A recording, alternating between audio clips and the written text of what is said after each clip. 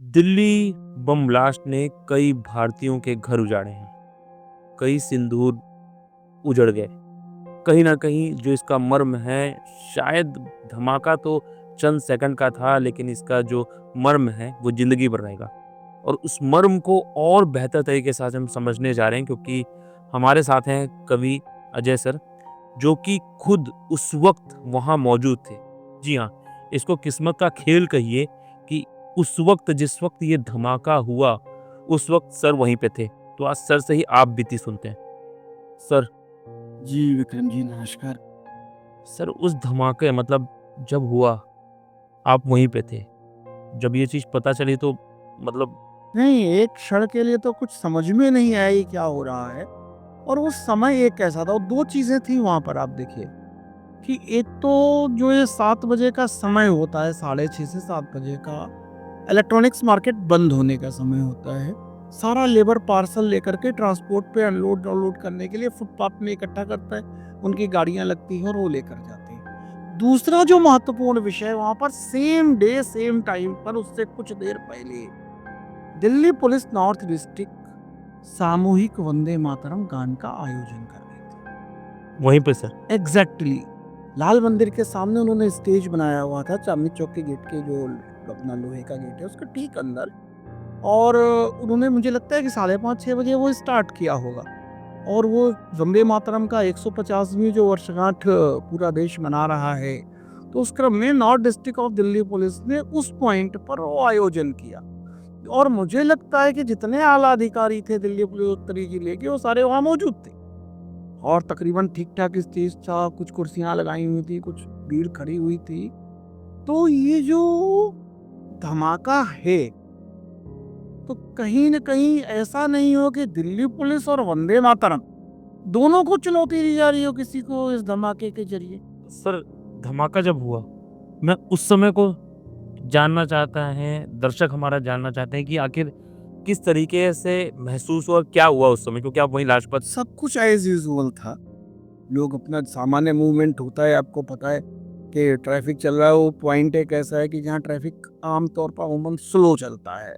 कोई भी गाड़ी 10-15 की रफ्तार से ऊपर, क्योंकि हमेशा वो लेकर के लाल किले से और आगे तक को आगे पॉइंट स्टेशन की रेल गाइड और ये लाल किले की इसके बीच में ट्रैफिक हमेशा स्लो होता है। लोग चल रहे हैं, अचानक से ये ब्लास्ट हुआ और ब्लास्ट इतना जबरदस्त था। लोगों ने जब कयास लगाए कि किसी ने बोला डीटीसी की बस का सीएनजी सिलेंडर फटा, कोई बोला ऑटो रिक्शा का सिलेंडर ब्लास्ट हुआ है।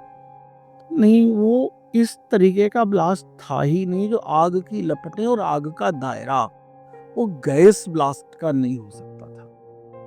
तो बहरहाल उसके बाद पुलिस ने जांच की और ये प्रूव ही हो चुका है अब तो कि वो एक सामूहिक रूप से विस्फोटक इकट्ठा करके ही ब्लास्ट किया गया था। सर सिहर गए होंगे आपके शरीर और मैं मतलब वो बमुश्किल आप समझिए फुटपाथ पर हूँ और मेरे से थोड़ी दूर आगे ब्लास्ट हुआ। अभी भी मेरा ये जो बायां कान है, मैं ठीक से नहीं सुन पा रहा हूँ। मुझे अभी भी फील आ रहा है 2 दिन के बाद भी कि इसमें अंदर कुछ भरा हुआ है। सुन्न जैसा कहते हैं ना कि एक सर आँखें बंद करने पे वो मंज़र और वो भाई साहब मैं सिहर अभी भी आप देखें कि मेरे रोंगटे खड़े हो जाते हैं। मैंने जीवन में शायद पहली बार ऐसी कोई घटना देखी है कि जिसमें इतना बड़ा बम ब्लास्ट, लोग मूव कर रहे हैं। आप सोचिए कुछ लोग जो अपनी ट्रेन पकड़ने ऑटो रिक्शा में जा रहे हो रेलवे स्टेशन की तरफ, कुछ ऐसे लोग वो लेबर, और सोचिए शिकार कौन बने।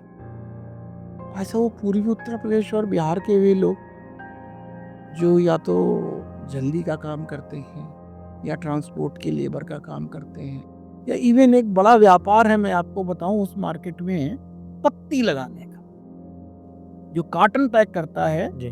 वो उसके पास पैकेजिंग का कोई व्यवस्था नहीं होती। वो एक आदमी रहता है, उसके बैग में स्ट्रिप और क्लिप सब रखता है। बोला 5 रुपीज़ पर पत्ती लूँगा भाई साहब, और मैं आप कार्टन रखो, मैं भी पैकेजिंग करके आपको दे दूँ। तो इस प्रकार के काम करने वाली बहुत बड़ी लेबर है, जिसको आप आइडेंटिफ़ाई नहीं कर सकते। वो बेचारा कहीं सुदूर बिहार के गाँव से, उड़ीसा के गाँव से, बंगाल के गाँव से आया हुआ अपना जीवन यापन कर रहा है।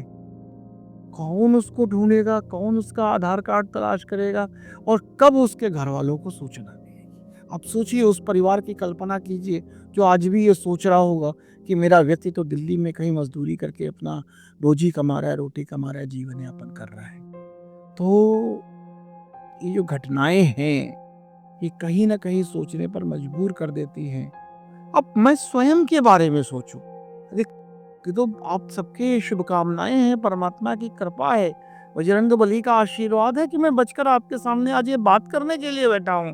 मैं 2-4 मीटर और आगे होता, फिर क्या होता? शायद आप मेरी शुक्रिया कर रहे होते। तो क्या पता था उन लोगों को, और जो बेचारे जिनके जीवन गए हैं, जिनके प्राण चले गए इस हादसे में, उनको शायद उस एक क्षण पूर्व तक जानकारी नहीं रही होगी कि मेरे जीवन का अंतिम क्षण है। तो इन घटनाओं पर हम अफसोस तो कर सकते हैं, लेकिन इस घटनाओं की पुनरावृत्ति ना हो, इसके लिए भी प्रयास किए जाने चाहिए। और ये हादसे हमारे देश में आप देख रहे हैं, पहली बार नहीं है। बम धमाकों में, आतंकवादी घटनाओं में इस देश के बहुत बहुत लोगों ने अपने प्राण दिए हैं। भगवान करे भविष्य में ऐसा ना हो, और हम सुख चैन के साथ ये गारंटी ले सकें कि सुबह का निकला हुआ व्यक्ति शाम को किसी बम धमाके का शिकार नहीं होगा, सकुशल अपने घर वापस आएगा ही। परमात्मा से हम यही प्रार्थना कर सकते हैं।